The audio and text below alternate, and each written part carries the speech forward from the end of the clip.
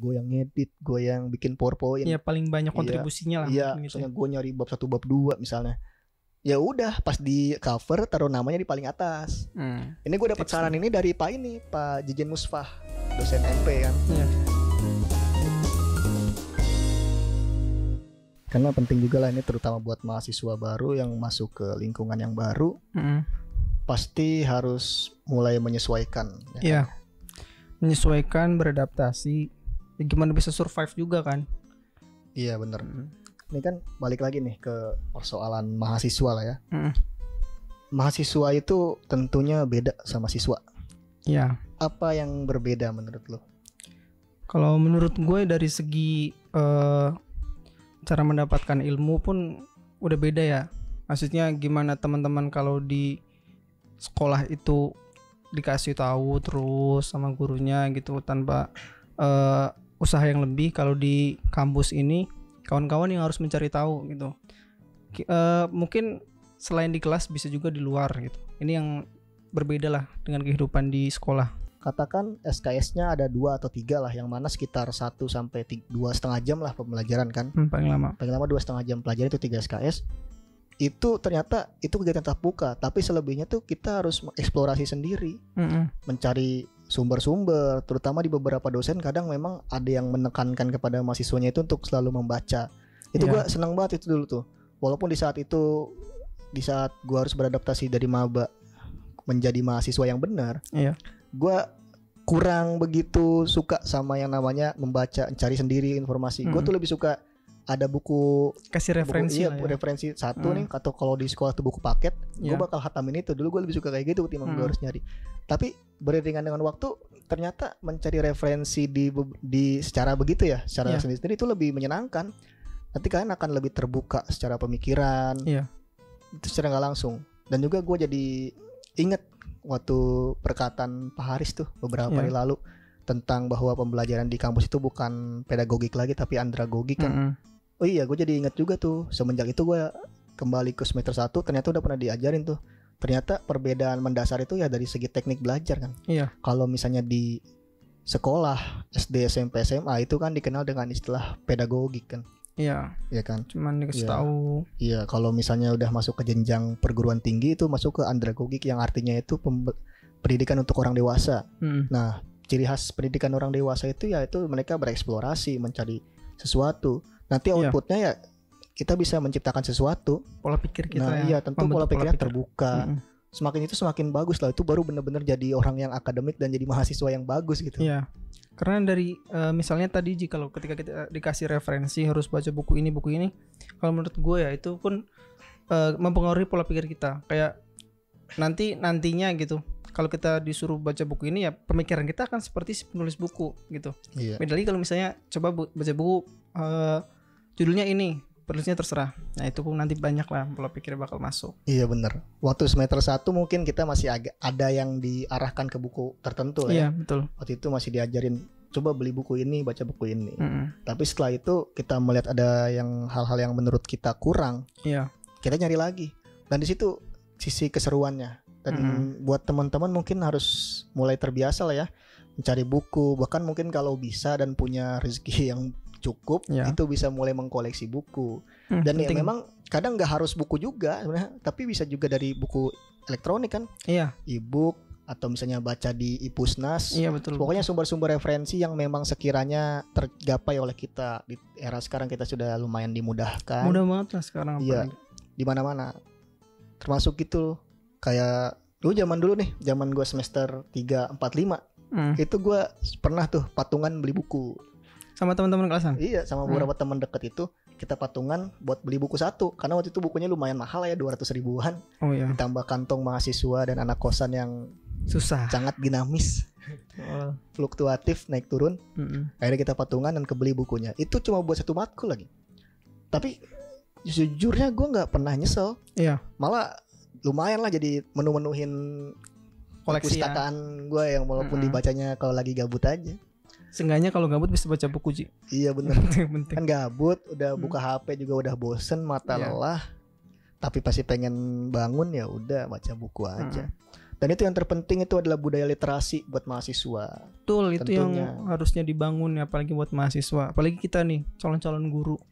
Oh iya, Mm-mm. kita kalau calon guru tuh nggak cuma literasi juga, malah kita harus punya skill mengajar, Iya. skill komunikasi, sosialisasi. Itu yang paling seru banget. Nah makanya terkadang kita itu nggak dapetin hal itu semua di dalam kelas begitu saja. Iya. Di kelas itu kan kita umumnya ini mah ya, nggak semuanya. Umumnya itu kan biasa ngerjain makalah, presentasi, Presentasi. tanya jawab, udah selesai gitu. Itu pun yang aktif yang presentasi Nah sebenarnya. yang aktif pun kadang itu aja. Iya. Ini kelemahan sistem di kita mungkin ya. Karena kita ada beberapa yang mungkin yang terlalu mendominasi, Iya, sampai-sampai betul, teman-teman yang lainnya itu ketinggalan. Mm-mm. Apalagi di semester awal gitu loh. Kadang ada 1-2 orang yang mendominasi, kita bukannya terpacu, termotivasi, malah kita jadi minder. Malah justru ada yang nyaman sih, kayak wah yang penting nanti dia Nah, nih yang nanya. Di sisi gitu. lain ada yang nyaman gitu. Iya. Di sisi lain ada yang nyaman. Kalau gue sih ngeliatnya kalau dia bisa, gue harus bisa gitu. Iya, Paling betul, nggak kalau misalnya gue nggak bisa seaktif dia, gue bisa lebih aktif. Misalnya kalau dia aktif bicara, gue aktif nulis. Iya. Paling nggak ada sesuatu yang berbeda lah di antara gue dan sesuatu yang bisa disamakan. Yang Iya. penting progres masing-masing orang itu beda kok. Dan selama mahasiswa nanti ke depan, kita nggak cuma ngelihat nilai-nilai aja, tapi kita Iya, ngelihat sebagaimana kiprah dia di kampus, kiprah dia betul. di kelas. Nanti pasti akan ada kenangan-kenangan yang akhirnya bakal terjalin lah ya. Sebenarnya kalau untuk nilai pun tidak menggambarkan seseorang gitu, karena sangat untuk tidak. memperoleh nilai itu banyak caranya lah. Ya lu tahu, lu pasti ada cara yang baik, ada cara yang buruk. Ya gitulah. Makanya gue tuh paling nggak suka gitu loh kalau orang ngelihat keberhasilan mahasiswa itu dari IPK begitu. Iya, sepakat Iya benar, banget. gue tuh kurang suka gitu. Pertama, sejujurnya kalau buat nyari IPK gede itu mudah sebenarnya. Lu tinggal ikutin dosen, ngerjain tugas. Ya kalau lu baik sama dosen juga mungkin bisa baik sama lu. Keluarlah nilai. Itu jauh lebih mudah gitu. Makanya kan kita lihat dari beberapa generasi sebelumnya, angka teman-teman kita kan banyak yang cum laude juga. Iya. Buat yang belum tahu, cum laude itu di atas 3,5 IPK-nya. Dan itu untuk, banyak banget. Untuk cum laude itu, untuk dapat IP 3,5 itu nggak harus semua nilainya A. Bener. Kayak misalnya B, kalau misalnya setengah A setengah B itu. Saya ingat gue kalau gue ya, itu dari 9 matkul maksimal itu 4 yang B itu masih dapat 3,5. Iya. Tergantung hitung-hitungannya lah, ada SKS, ada KTN, itulah nanti mungkin itu lebih mengerti nanti lah ya. Tapi yang pengen gue tekankan begini loh, bahwa IPK yang ada di kertas itu yang akan kalian lihat itu gak selamanya jadi menentu kemampuan akademis. Iya. Kadang ada beberapa temen gue ada yang misalnya secara akademis dia jauh lebih hebat lah ya di kelas, tapi IPK-nya kecil tapi masih cum laude gitu loh. Iya. Tapi secara skala menurut gue dia harusnya lebih gede gitu loh. Tapi ternyata ya inilah terjadi, kekurangan dia mungkin kurang dekat sama dosen. Betul. Atau itu mungkin dia kurang aktif juga. Cuma secara ujian bagus banget. Ada teman-teman kita itu. Ini sesuatu yang biasa, dan mungkin kalian harus terbiasa sama kondisi yang kayak begini ya nggak?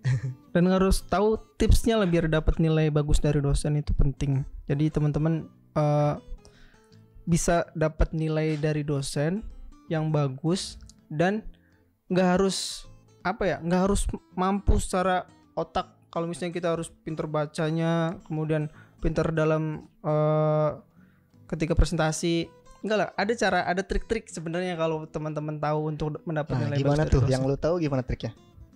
Kalau gue tahu ya, gimana caranya biar kita dikenal sama dosen. Oke. Lakukan hal apapun lah yang menarik simpati dosen. Misalnya contoh kecilnya itu ketika teman-teman ada salah satu dosen yang ketika sebelum jam pembelajaran minta untuk dipimpin doa dulu.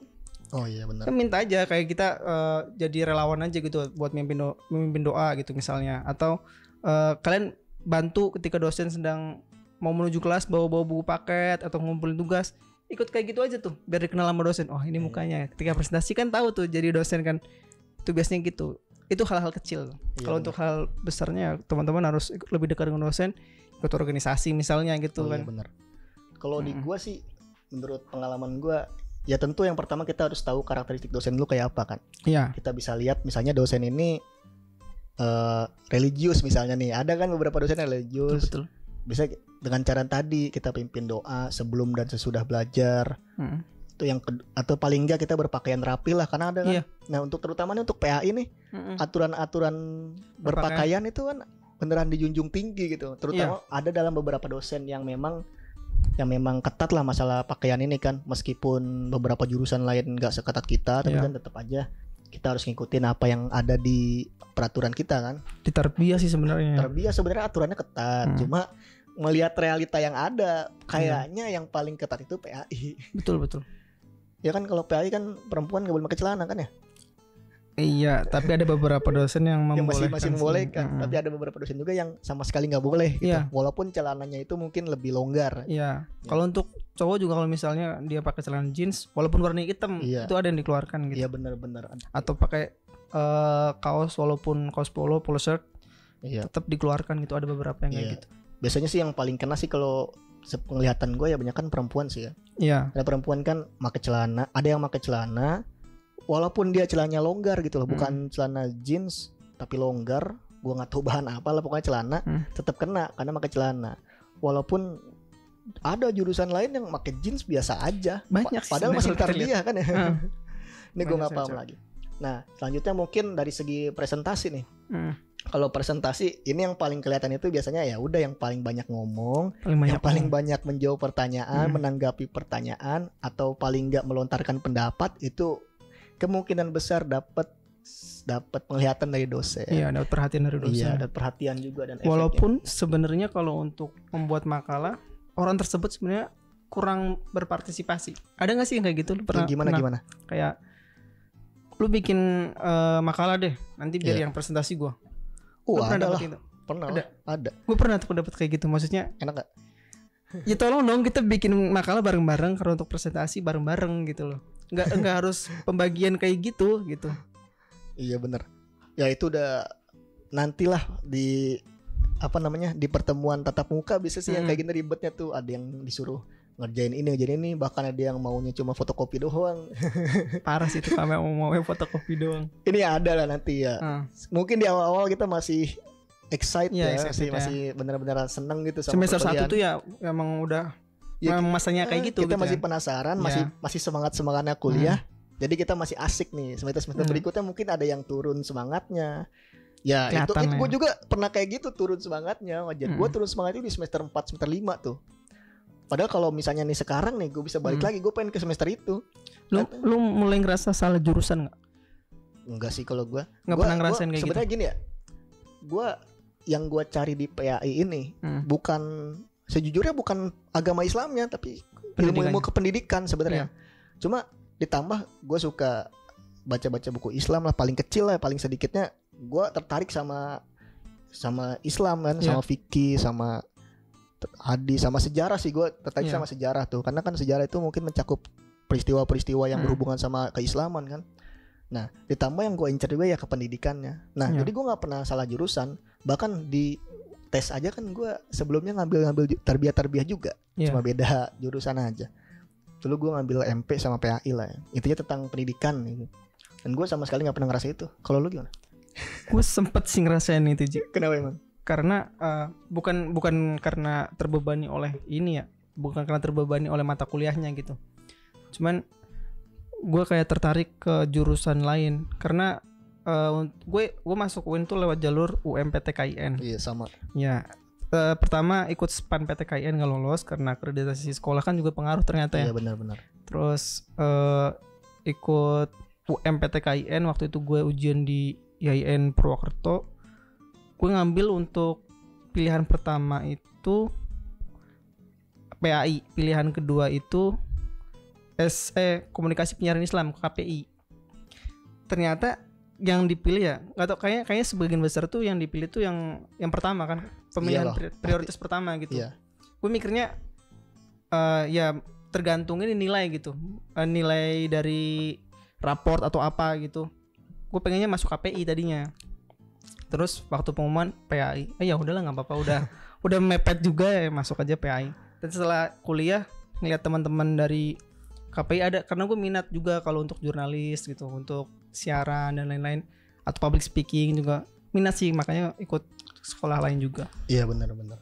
Nah kayak begini nih, Kalau gue sih, kalau dibilang kilas balik di sebelum perkuliahan, gue juga sempat milih jurusan lain kan. Iya. Yang pertama gue tentu PAI nih. Di 3 seleksi SPAN PTKIN, UMPTKIN sama SPM Mandiri itu semuanya PAI semua. Lu ikut SPMB Mandiri juga? Iya, dua-duanya lulus alhamdulillah. Pas UMPTKIN lolos, SPM juga lolos gitu loh. Iya. Ada beberapa temen juga kok yang dua-duanya lolos di angkatan kita tuh. Nah, gue emang fokusnya ke situ. Tapi kalau andai kata gue disuruh pilihan lain, ya tentu gue milih MP sama KPI juga waktu itu. Kalau KPI kan karena gue punya passion di bidang begini-beginilah ya. Gue juga suka sama dunia broadcasting, sama ya pokoknya yang gue tahu itu ya kayak begitu. Iya. Dan gue tertarik. Cuma pas begitu terima PAI ya gue ya bersyukur banget ini pilihan pertama. Begitu, dan semuanya itu gue pilih di Jakarta. Terlalu mengecewakan ya? Iya, nggak pernah kalau gue bukan minder salah jurusan, tapi kalau gue mindernya itu sama diri gue sendiri gitu loh. Karena di PAI ini kan teman-teman mungkin banyak dari background yang lain gitu loh. Iya. Gue background madrasah aliyah, ada yang background SMA, ada yang pesantren, bahkan ada yang SMK. Nah, gue tuh agak minder sama background pesantren nih. Terutama di persoalan baca kitab nih. Jujur aja, gue emang belum bisa baca kitab. Tapi gue punya keinginan bisa. Tapi sayangnya belum bisa.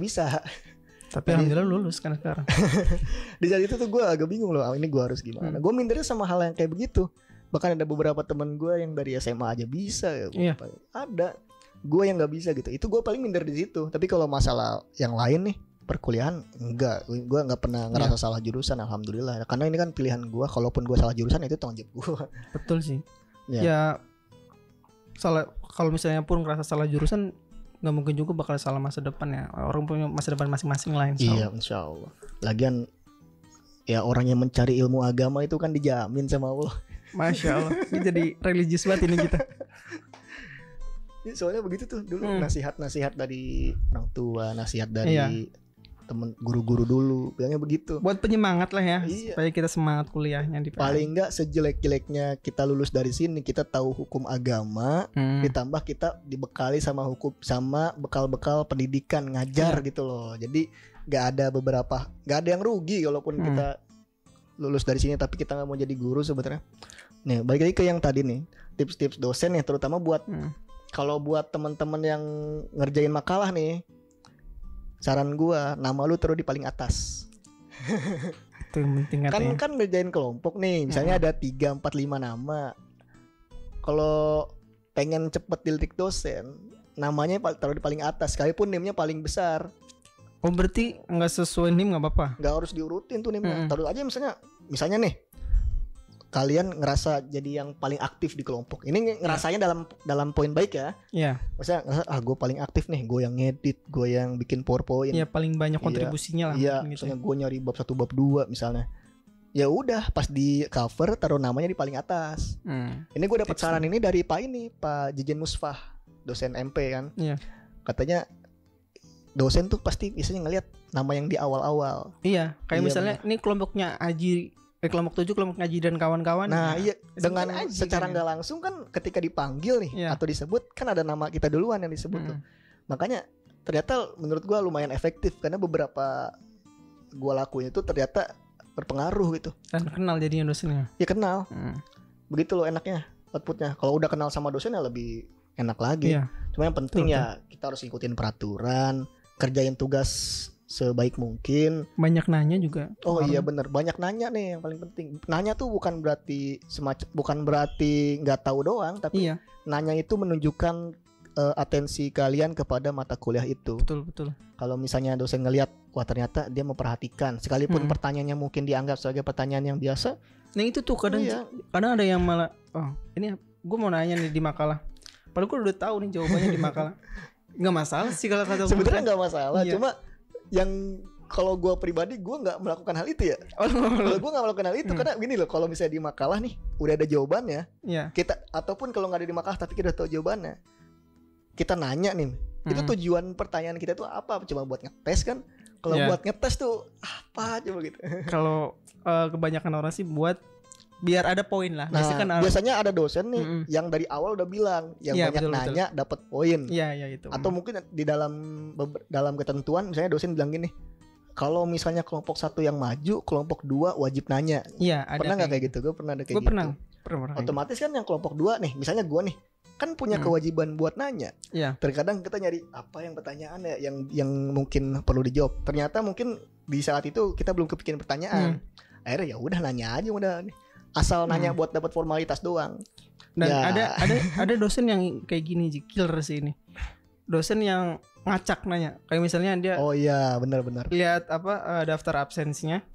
Terus coba yang ini bertanya, wah udah kelimpungan itu kalau dia nggak memperhatikan. Ya kalau dia nggak perhatikan bakal pusing banget ini. Duh, nanya apaan? Iya. Udah coba ini halaman ini padahal ada jawaban situ ditanya. Itu buat formalitas aja. Ya pokoknya yang paling penting kita harus punya perhatian penuh lah sama mata kuliah lah. Betul.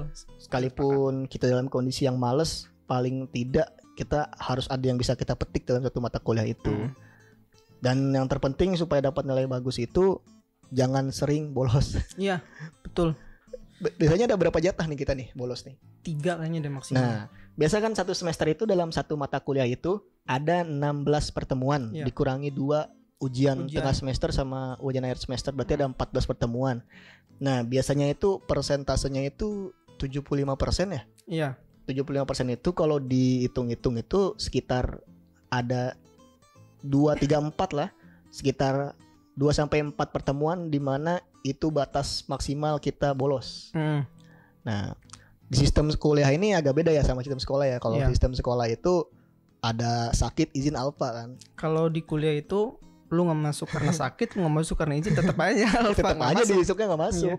Nggak ada toleransi gitu, kecuali mungkin ada kondisi yang memang ditoleransi kan. Cuma dari apa yang gue alami, sekalipun sakit izin alfa tetap aja dihitungnya nggak masuk. Iya. Nah, jadi maksimalin aja. Pasti ada nih. Kalau dari yang gue alamin pasti ada kondisi di mana lu malas kuliah. Itu mungkin ada, biasalah pasang surut mahasiswa kan. Cuma kalau itu terjadi sama kita harus pintar milih-milih kapan waktu yang tepat buat kita nggak masuk. Tapi ini saran yang buruk nih. Jangan sampai lu nggak masuk karena beginian doang. Biasanya anak-anak yang memanfaatkan hal itu tuh anak-anak yang aktif di organisasi, Ji. Nah, kalau misalnya dia punya kondisi kayak begini, baru dipakai itunya. bukan karena dia males masuk jadi dia nggak masuk. Justru ini yang salah sih sebenarnya. Kalau dia aktif di organisasi nih, dalam keadaan dia urgent harus sambutan atau apa gitu misalnya, pakai itu. Pakai itu bukan berarti gue males, masih ada jatah 5 lagi ya, 4 lagi. Skip. Ya itu. Ya kalau itu yang rugi ya kita sendiri lah. Apalagi ibaratnya kita punya voucher yang dipakai cuma buat hal-hal kayak gitu kan tidak berfaedah. Ya pokoknya mulai lah pinter ngatur waktu, apalagi kampus nih udah nggak, dosen tuh udah nggak peduli kalian di mana, udah nggak peduli dalam artian nggak akan sampai kayak wali kelas ya nyamperin kosan, nyamperin rumah, enggak, dosen cuma paling nanyain di mana, skip ya udah skip gitu. Kalau zaman sekolah kan kita nggak masuk 3 hari misalnya, suka dihubungin orang tuanya. Kalau kita udah nggak, biasa aja. Yang paling menarik sih pengalaman kuliah itu seru lah. Seru.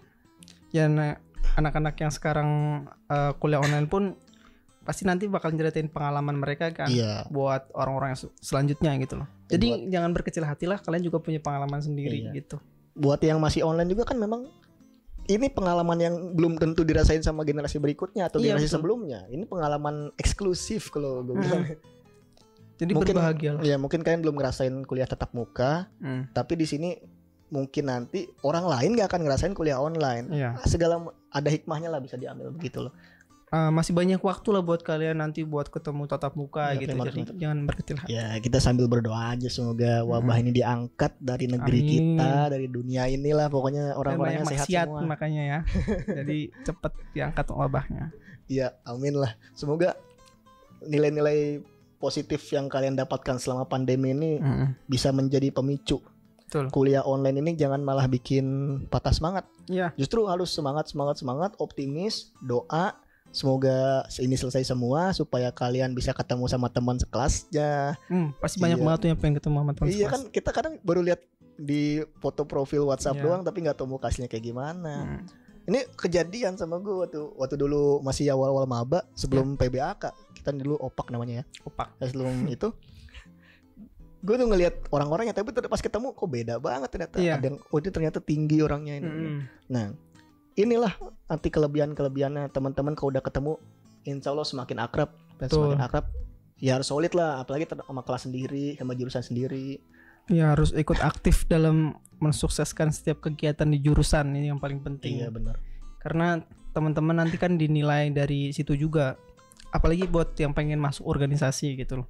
Kalian ikut aktif, ikut di program kerjanya, misalnya di acaranya, ikut juga jadi panitianya kalau misalnya dari jurusan mengadakan kegiatan gitu. Iya benar-benar. Sama mungkin yang terakhir ya sebelum kita akhiri mungkin kalau saran gue sih, kan dulu tuh ada stigma begini. Kalau misalnya sekolah itu, apalagi SMA itu masa-masa paling indah.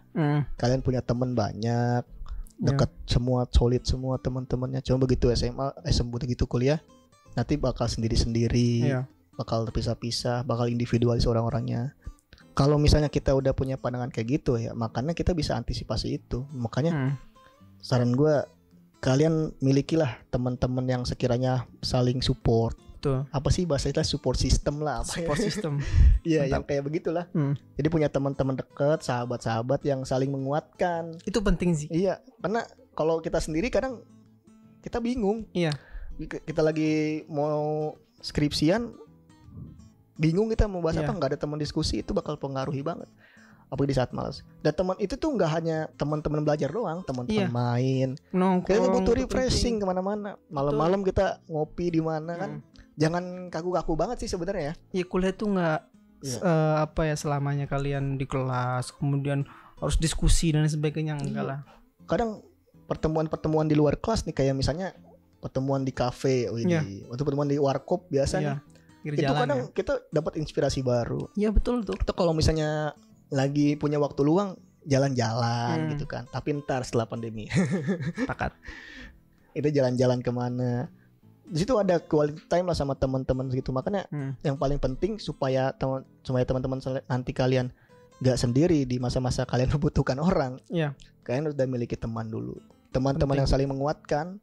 Kan kayak tadi tuh gue jelasin, punya teman buat patungan buku, punya teman buat main game.